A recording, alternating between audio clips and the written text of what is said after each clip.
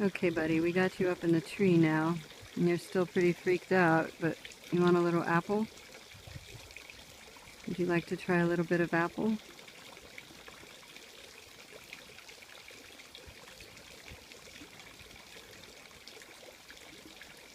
No, not ready to eat. Your buddies are right there. We put him here, and we put the other guy up here. Let's see, there he is. They're all up in the bush, off the ground now. But you're still pretty waterlogged and freaked out and won't eat. But for a wild bird, you're sure taking this apple in my hand calmly.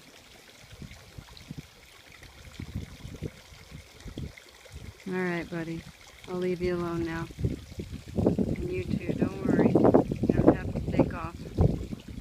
Just hang out here till you're dry and ready to fly. Let's see if I can put this here somehow for you. Nah, I don't want to knock you down. Bye-bye.